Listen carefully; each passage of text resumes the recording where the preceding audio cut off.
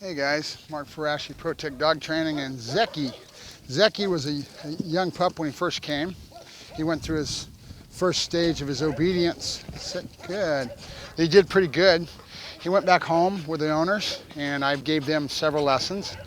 And they were having a hard time with Zecky because Zecky's very intelligent, but he's a perfect example of why a lot of people don't work out with a Malinois. Okay, high energy outflow dog, very inquisitive mind, very intelligent, and always having a tendency to want to test and carry on with the owners. And the biggest problem with most people and owners is that they treat their dogs like children. Okay, and it's instinctive for us, especially the ladies. Right, they want to have a dog, and then they feel the kinship in a child type of a way. They want to treat the dog like a child. And when you do that, it's an old saying in dog training, you treat a dog like a person and he's going to treat you like a dog. It's just the way it is. So they've had a hard time with Zecky. He's in for his next phase, which is going to be the off-leash phase. We'll work him into that. He'll be here for another 30 days. And I charge by my time. So I basically do things in month blocks is the way I do it. And I take the dog in for end kennel and I do my work for a month, and then I give the dog back to the owners and I give them lessons in between. And it's dependent on the environment of the home, meaning how much they put into it. I always tell my customers, you're going to get out what you put in, right? So it's not that they didn't try, it's just the dog's pretty intelligent and they have a tendency to be humanizing the dog, and that's not their fault in a way. They've got to learn, they've got to force themselves not to do that. So this dog's pretty much a brat, I see. And he's going to work for me real well, and then he's not going to work for them as well. As time goes along, they learn more and more, they'll get better and better at it. A lot of times you'll see people that get into the sport of IPO, or Schutzen is what it used to be called. Everybody knows it by Schutzen. IGP, IPO, whatever they're calling it this year. And a lot of times you'll have people come out there with a dog and they'll be their first dog going out to learn and grow with their puppy towards the sport of Schutzen. And always you hear people talking about how that first dog is they're learning, okay? They're learning an awful lot. That first dog will teach them an awful lot. By the time they get to that second dog, they're starting to make titles and they're starting to really do a lot better. And then they start to really, sometimes it's two in the second and third dog before those people really start to take off, depending on how much their dedication. Again, how much they put in is what they're going to get out, right? And that's to the dedication to the sport of Schutzen. But it's still, we're training a dog. You know, they're training a dog to do the sport. You're training a dog to be a companion dog or a personal protection dog. There's the only difference is that you have a criteria and routines that you have to follow for the Schutzen, right?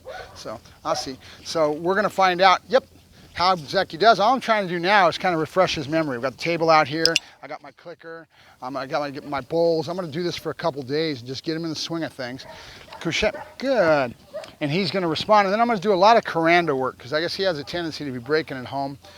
And I see that they're trying to control him with a lot of down. So he's anticipating his down. I saw it last night when they delivered the dog. So right away, I want to back that anticipation off and get him to have the right, basically just kind of a tune up and get his head in the right space for what he's been taught, how he should be working. And then when he goes back, he's going to be working to another level, which is hand signals, voice tone. We do some things like dropping on the walk, where you have a down on the walk and speed, down on the recall we can do. Depending on how well he does when he's with me, I really just start working the dog and start working towards the criteria being higher for what I expect of the animal. They want to go to protection with Zecky. He loves to play the game, so right now it's all about play and pray. And he's got a lot of little bad behavior traits in the work. He's pushing with his paws. We don't want that. We want him to hit with his chest, his full body, and to tuck his paws in. He's not biting that well to the back of the mouth. He's kind of having a shallow bite, and it's mainly because they've been playing with him with a tug and they're not doing things right, and they're teaching a lot of bad behavior. There's a lot of nuances when it comes to the protection training, and that's the criteria that we want.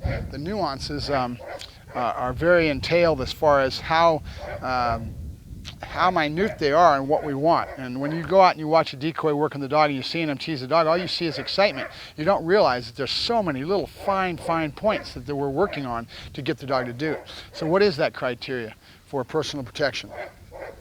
It boils down to having a dog that goes in and for personal protection, I want a dog to hit in the center of the body. And I want him to hit like a shit brick house, meaning I want him to fly through the air, boom, nail you and take you down. I want the dog's bite to be very deep in the mouth, way back here, and I want him to do what I call a crunch bite. I want that first initial strike, in other words, right when he comes into the bad guy or the decoy, he comes in and he strikes and boom, he takes a full mouth bite and he crunch bites. I want disabilitating pain, because in a real life situation, I may have a guy that's hyped up on drugs or a lot of adrenaline with fear if I've had to chase him down or whatever it may be. There's usually with a confrontation, there's a lot of adrenaline, a lot of anger and things that will carry people through pain, right? And if I have an altercation, I have a conflict with somebody, I'm going to make sure that my dog puts that person down, okay, as fast as he can. Me being a civilian, I don't want really the dog to take off away from me across the field, though we do a lot of that work. I would rather have a dog that stays close to the owner, and so there's a lot of little customizations. We could get a dog to spin around your body and just stay right with you. You see that every now and then on YouTube. I don't think we're going to be doing that with him. It depends. We're just going to make him work him in a more traditional fashion.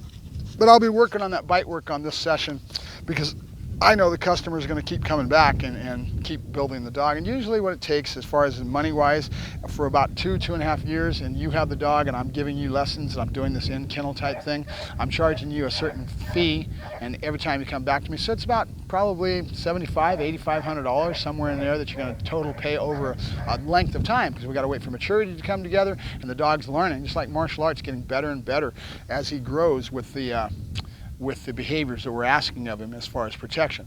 In this regard, he's a younger dog, he's adolescent, so he's a puppy. We're going to be doing play and pray is what they call it, okay? We're going to keep the game fun, just like you would if you were working with a child teaching him to be a boxer. You're not going to go out and knock his head off and make him not enjoy it.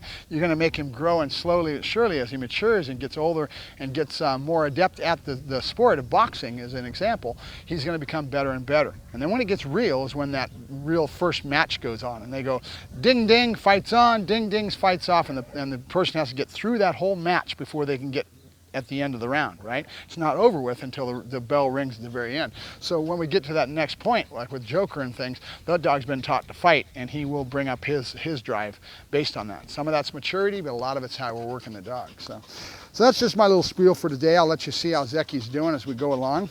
Hopefully we'll be getting some hand signals, some other stuff, but right now I just want him to enjoy it and say, welcome back, Zecky. Good boy. Yep. Good boy. Good. Yay. Highly intelligent little dog. We're going to be interesting to see. And if I remember correctly, when he first came, he was kind of soft. So we're going to go ahead and play and pray with him in the protection work, and we'll kind of get him to grow, and we'll see how he builds as he gets more intense into liking the game, which shouldn't be a problem. He's got all the drives. So, all right, hop, couché, pas bouger.